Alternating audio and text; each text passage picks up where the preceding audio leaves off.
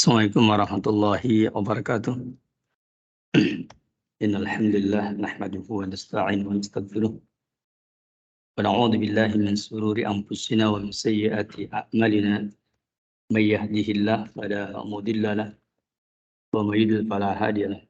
Asyhadu an la ilaha illallah wahdahu la syarika lahu wa asyhadu anna Muhammadan abduhu wa rasuluhu alladzi la nabiyya ba'da. Amma ba'd. Jamaah sekalian rahimanakumullah. Alhamdulillah syukur ala ni'amillah. Pada kesempatan ini kita dapat bermajlis di majlis ini yang semoga dirahmati oleh Allah Subhanahu wa taala. Salawat dan salam semoga terlimpah curahkan kepada Nabi kita yang mulia Nabi Muhammad SAW, kepada keluarganya, kepada para sahabatnya serta kepada pengikutnya yang setia sampai yaumul qiyamah. Baiklah jamaah sekalian, a'azzanalaikum. Kita lanjutkan pembahasan kita di kesempatan ini dari kitab Al-Adabul Mufrad, dan kita masuk hadis yang ke-519, masih bab tentang babu iyadatil mardo, bab mengenai menengok orang yang sakit. Hadis yang ke-519 ini derajat hadisnya sahih li ghairihi, ya, dan ini tertera dalam kitab Silsilah Sahihah buah karya Imam Al-Albani dari riwayat Abu Mas'ud. Kemudian dikeluarkan pula oleh Imam Ahmad, Abu Ya'la, dan Imam Ibnu Hibban. Jemaah sekalian, hadis yang ke-519 قال الإمام البخاري وتعالى حدثنا مالك بن إسماعيل قال حدثنا أبو أوانا عن عمر بن أبي سلمة عن أبيه عن أبي هريرة عن النبي صلى الله عليه وسلم قال. Hadis ini diriwayatkan oleh sahabat Nabi yang mulia Abu Hurairah radhiyallahu an. Kata Abu Hurairah, Nabi bersabda, salasun, ada 3 perkara. Kulluhunna haqqun ala kulli muslim. Semuanya adalah hak bagi setiap muslim. Salasun, ada 3 perkara. Kulluhunna, semuanya haqqun ala kulli muslim. Hak bagi setiap muslim. Semua riwayat-riwayat yang menyebutkan angka-angka itu menunjukkan tidak menunjukkan mahsur, tidak menunjukkan dibatasi, hanya dikru ba'di afrodil am bihukmi la yukhassisuhu, menyebutkan sebagian dari dalil umum, tidak menunjukkan kepada kekhususan, hanya menyebutkan 3 poin, bukan berarti cuma 3 poin, 3 poin, 5 poin, 10 poin begitu. Dan itulah karakter jawami'ul kalimnya Rasulullah SAW, itu kalimat yang Rasul sampaikan dengan simpel namun mengandung banyak faedah dan makna. Kata beliau, salasun, ada 3 perkara. Kulluhunna haqqun ala kulli muslim. Semuanya adalah hak bagi setiap muslim. Hadis ini menarik. Ya. Kenapa? Karena dalam hadis ini Nabi kita yang mulia bersabda dengan bahasa kayak tadi, yaitu menyebutkan angka, ya, yaitu salasun, 3 perkara, ya, dan kuluhunna, 3 perkara itu adalah hakun, merupakan hak ala kulli muslim, bagi setiap muslim. Dengan keterangan ini, maka ini menunjukkan kepada kita bahwa ada 3 perkara yang merupakan hak bagi setiap muslim. Kemudian diterangkan di dalam hadis ini yang 3 perkara tadi. Apa itu? Pertama, iyadatul marid, menengok orang yang sakit, ya. Menengok orang yang sakit. Yang kedua, syuhudul janazati, yakni menyaksikan jenazah. Ya, menyaksikan jenazah. Kemudian dilanjutkan lagi, ya, di dalam hadis ini. Yang ketiga adalah tashmitul atis, mendoakan orang yang bersin, idza hamidallah azza wajal, apabila memuji Allah alias mengucapkan alhamdulillah. Hadis ini jemaah sekalian, yaitu hadis yang ke 519 ini, faedahnya adalah al-hadis dalil ala anal a'mala salasata al-madhkurata a'lahu min hukukil muslim alal muslim. Hadis tersebut menjadi dalil bahwasanya amalan yang 3 tersebut, ya, yakni yang paling tinggi di antara hak-hak muslim atas muslim yang lain. Wal muradu bil haq, apa yang dimaksud dengan hak? Yaitu malayan bagi tarkuhu, sesuatu yang tidak layak untuk ditinggalkan. Jadi selayaknya kalau ada saudaranya yang sakit, jangan sampai tidak nengok begitu. Selayaknya, layan bagi, tidak layak, ya, tarkuhu, untuk meninggalkannya. Maka dikatakan malayan bagi tarkuhu wa yakunu fi'luhu, adapun mengerjakannya ima wajiban, mungkin ada yang hukumnya wajib, ya, atau manduban, atau ada yang hukumnya manduban nadban muakkadan, yaitu sunnah muakkadah syabihan bil wajib, yang menyerupai yang wajib, alladzi la yanbaghi tarkuhu, yang tidak layak untuk ditinggalkan. Di sini sebutan 3. Melihat orang yang sakit, menjenguk orang yang sakit, kemudian menyaksikan jenazah, yakni mengurusi jenazah, dan ini kan hukumnya fardu kifayah ya. Kemudian tasmitul atis, yakni mendoakan orang yang bersin idza hamidallaha azza wajal, apabila dia mengucapkan tahmid. Artinya kalau yang bersin tidak mengucapkan alhamdulillah ya tidak kita jawab yarhamukallah. Tapi kalau dia mengucapkan alhamdulillah maka kita jawab yarhamukallah. Ya, begitu. Kecuali kalau yang bersinnya orang Yahudi dan dia mengucapkan alhamdulillah maka jangan dijawab yarhamukallah. Pernah di beberapa riwayat orang Yahudi mereka sengaja bersin di hadapan Nabi. Jadi itu namanya caper jamaah ya. Jadi perhatian Rasulullah SAW. Mereka bersin, kemudian mereka mengucapkan alhamdulillah. Mereka pengen didoakan oleh Nabi dengan ucapan apa? Yarhamu Allah. Tapi nabinya nggak doa begitu. Apa nabi doanya? Yahdikumullahu wa yuslihu balakum. Semoga Allah memberikan petunjuk kepada kamu dan juga memperbaiki keadaan kamu. Akhirnya orang Yahudinya akan emosi. Ya Muhammad, gimana giliran kami yang bersin dan mengucapkan alhamdulillah? Kenapa engkau enggak yarhamukallah? Ya. Jadi dia pengennya ya. Jadi orang Yahudi itu orang yang paling pintar itu. Pintar merekayasa. Barakallahu jemaah sekalian. Kalau Anda melihat sepak terjang Yahudi, wah. Kalau antum pengen tahu orang-orang yang ahli ilmu zaman sekarang yang menyimpang itu torikonya, cara penyimpangannya nggak jauh dari Yahudi. Kalau pengen tahu, coba antum kumpulkan dalil-dalil tentang penyimpangan Yahudi dan mereka yang ahli ilmu zaman sekarang yang menyimpang-nyimpang itu nggak bakal jauh beda. Karena apa? Karena asal usulnya penyimpangan itu dari sono. Dari orang-orang Yahudi. Pewaris karakter iblis itu ada semua di Yahudi. Apa itu? Satu, iblis itu sombong. Di Yahudi ada. Qulubuna gulfun. Hati kami sudah penuh ya Muhammad. Penuh dengan ilmu. Nggak butuh penerangan kamu. Yahudi. Kemudian yang keduanya, ya, iblis itu kenapa nggak mau sujud kepada Adam? Dengan sujud takrimah. Itu sujud penghormatan. Karena dia hasan berhenti kepada Adam. Yahudi juga tukang dengki. Dengki Yahudi itu kepada Nabi Muhammad SAW.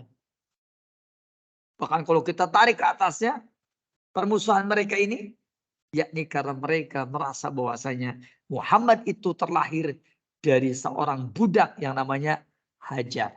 Sedangkan mereka terlahir dari seorang wanita yang merdeka namanya Sarah. Maka kalau begini, kesannya persoalan poligami jadi masalah terus gitu kan. Ya itu mah biasa aja merekanya aja yang merekayasa. Ditarik ke atas itu kan orang-orang Yahudi Bani Israel ke atas ke siapa? Ke Sarah, istri Nabi Ibrahim AS. Kalau yang ini Nabi Muhammad kepada siapa? Hajar. Makanya ketika ada seorang laki-laki dengan penuh ketakutan datang kepada Nabi Muhammad SAW, mereka datang kepada Muhammad dan memperlihatkan ketakutannya. Kata Rasulullah, tenanglah, tenanglah. Aku adalah orang yang terlahir dari hamba sahaya. Siapa yang dimaksud? Hajar. Karena Nabi Muhammad adalah keturunan dari Hajar, istri Nabi Ibrahim alaihissalam. Nabi Muhammad itu adalah seorang nabi yang kalau ditarik ke atas itu terlahir dari Hajar. Dan Hajar itu melahirkan Ismail dan seterusnya. Jemaah sekalian, itu ada pada iblis dan diwarisi oleh orang-orang Yahudi. Yang ketiganya, buhtan. Iblis itu buhtan. Yakni bohong seperti ilmiah. Ya Adam, ini adalah sajaratul khuldi, pohon khuldi. Syajarah artinya pohon al-khuldi, kekekalan. Kenapa Tuhanmu tidak boleh kamu makan pohon ini? Karena Tuhanmu tidak menghendaki kamu tinggal di surga selamanya. Makanya dilarang kamu makan pohon khuldi. Seperti itu. Kalau kamu makan pohon khuldi, kamu akan menjadi orang yang kekal di surga. Barakallahu fikum jemaah sekalian. Ternyata begitu Nabi Muhammad begitu Nabi Adam terpesona dengan tipu daya iblis yang kesannya membela siapa? Adam, begitu dimakan malah terbalik kan? Akhirnya malah diturunkan ke muka bumi ini. Itu kerjaan iblis. Sama dengan Yahudi. Nabi kita yang mulia bersabda, innal yahuda qaumun buhtun. Yahudi adalah kaum yang tukang dusta. Dustanya itu ilmiah. Kesannya membela padahal sebenarnya menghancurkan. Itulah sebabnya ya Nabi kita yang mulia melarang ya setiap kita memuji di hadapan orang. Karena biasanya orang-orang yang suka memuji di hadapannya itu suatu saat suka menjadi orang yang suka mencela di belakangnya. Dari itu ya basyiril maddahina bitturab, apa katanya? Yakni berikanlah kabar gembira orang-orang yang tukang memujinya berlebihan bitturab dengan tanah. Ya. Yaitu ala fihi pada mulutnya. Itu menunjukkan bahwa mereka tidak pantas untuk memuji dengan seperti itu. Baik teman sekalian. Ini 3 ini saya ulangi lagi. Yakni iyadatul marid, menengok orang yang sakit. Wa syuhudul janazah, kemudian menyaksikan jenazah. Yakni mengurusi jenazahnya. Kemudian wa tashmitul atis, dan mendoakan orang yang bersin. Idza hamidallah azza wa jal, apabila dia mengucapkan alhamdulillah. Seperti itu. Barakallahu. Hadis ini seperti yang tadi saya katakan, ini 3 hanya disebutkan di antaranya. Hadis ini oleh Syekh Syu'aib al-Arnaud dikatakan sahih. Terdapat dalam riwayat Imam Ahmad dalam musnadnya. Imam Bukhari dalam kitab Al-Adab al-Mufrad. Dan Imam Al-Bajjar dalam kitab Musnad Al-Bazzar. Dan riwayat ini dalam riwayat yang lain dengan kalimat haqqul muslim 'alal muslim khamsun. Hak seorang muslim dengan muslim yang lain itu ada 5. Raddus salam, menjawab salam. Wa iyadatul marid, menengok orang yang sakit.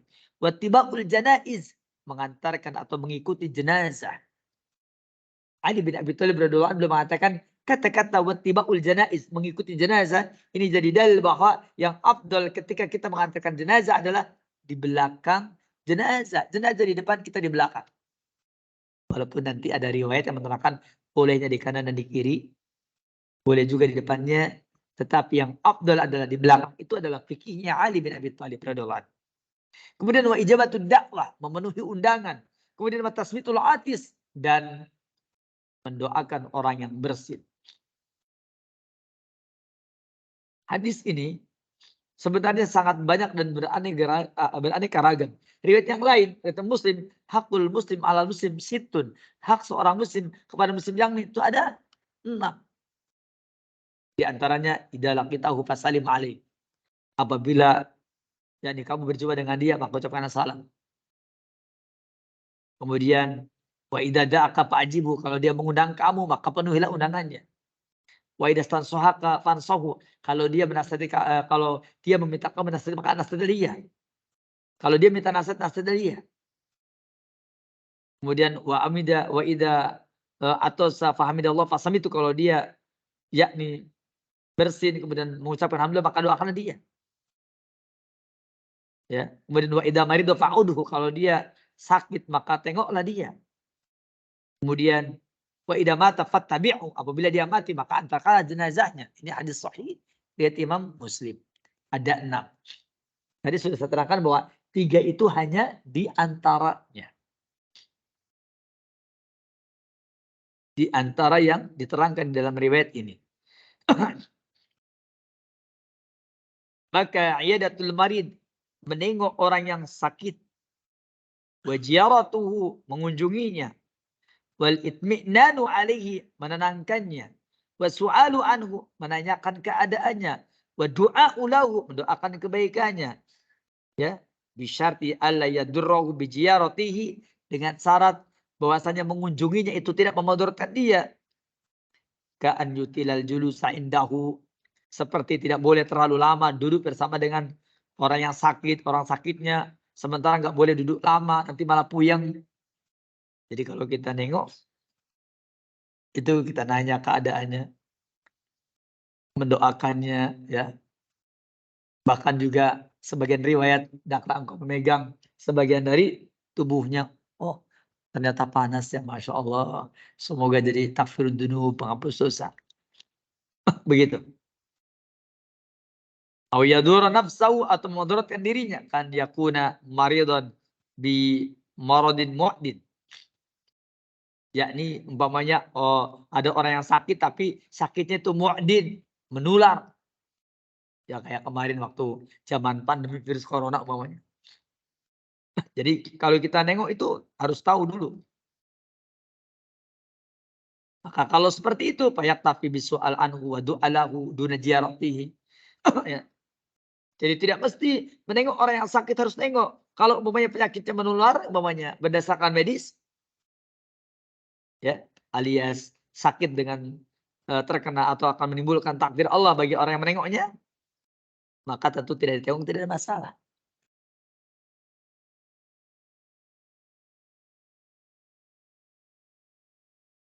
Wa fil adat takunu iyadatuhu li akhihi sababan litaqwiyati awasiril hub.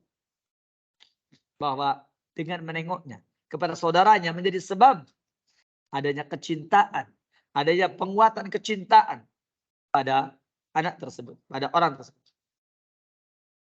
Bahkan merubbama takunu sababan liwujudin asyatihi. Bahkan terkadang dengan sebab ditengok, maka timbullah gairah hidupnya bertambah. Padahal tadinya udah seperti yang putus asa. Nah itu orang yang terkena penyakit corona dulu itu kan, mereka nggak ditengok, apa sendirian, akhirnya itu yang terjadi. Nggak ada orang yang memotivasinya. Sampai kemudian dia dinyatakan wafat. Seperti itu.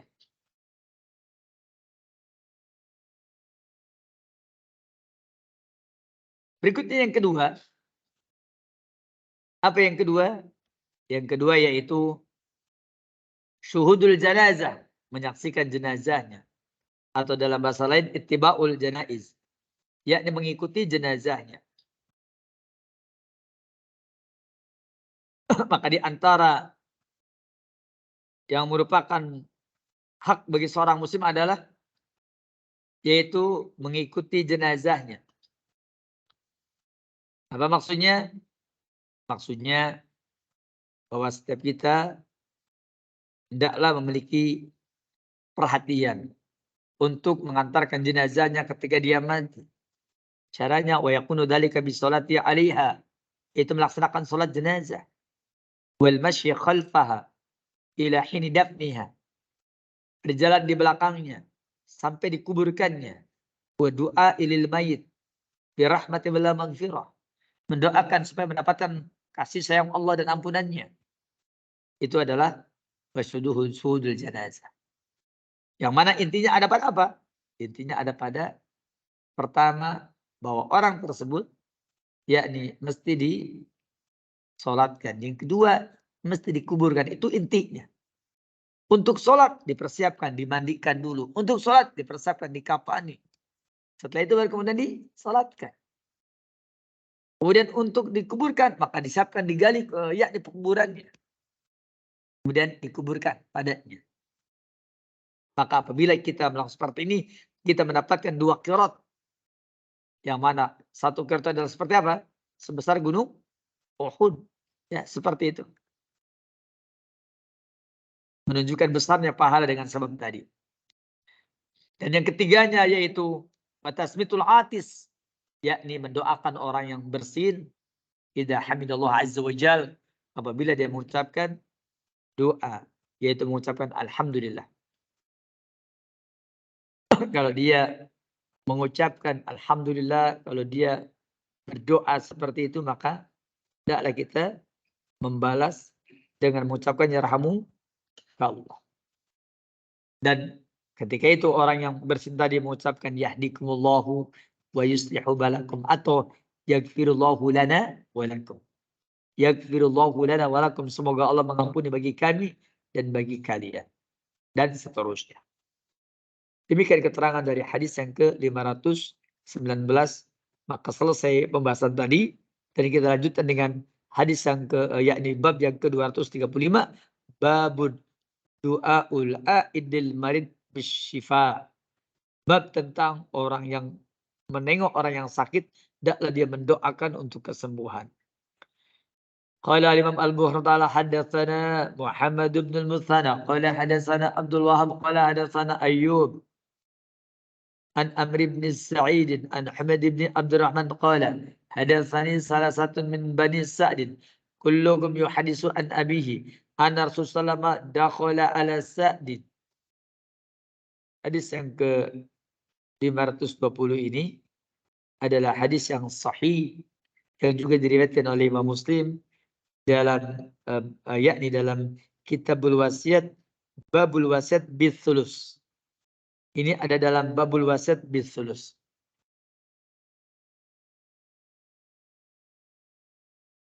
Yaitu Kitabul Wasiat. Dalam babnya apa? Babul Wasiat bithulus.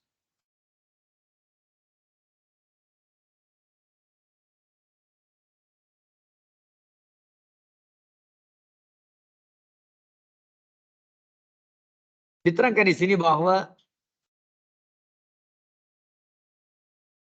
Rasulullah dakhala ala Sa'din ya'udu. Rasulullah pernah datang ke rumahnya Sa'ad menengok dia di Makkah ketika berada di Makkah.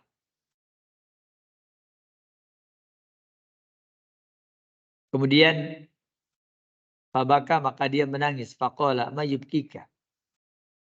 Apa gerangan yang menyebabkan kamu menangis wahai Sa'ad? Qala khasyitu an amut bil ardi alladhi hajartu minha. Kata Sa'ad, aku takut aku mati di tanah yang aku berhijrah darinya.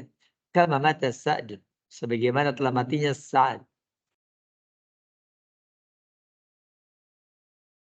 Maka dikatakan qala Allahumma shfi Sa'dan, ya Allah sembuhkanlah Sa'ad, sampai 3 kali Allahumma shfi Sa'dan.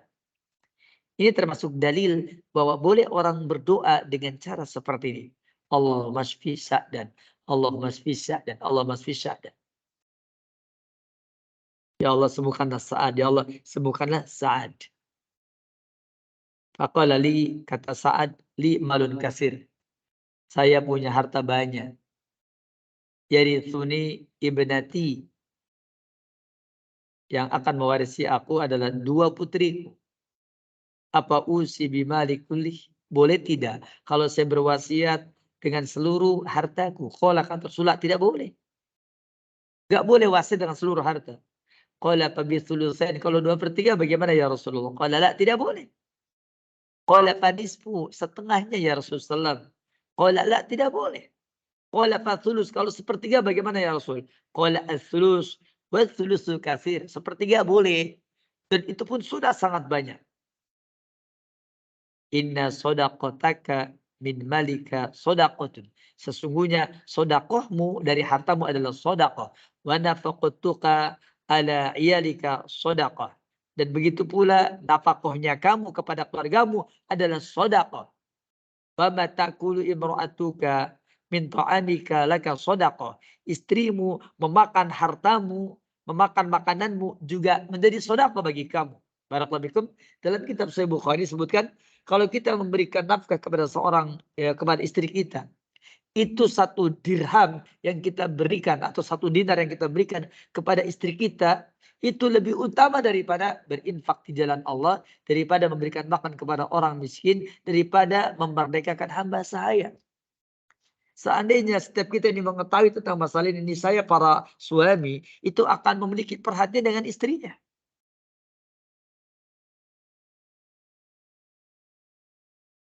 Kenapa demikian? Karena tadi bahwasanya itu merupakan sedekah bagimu.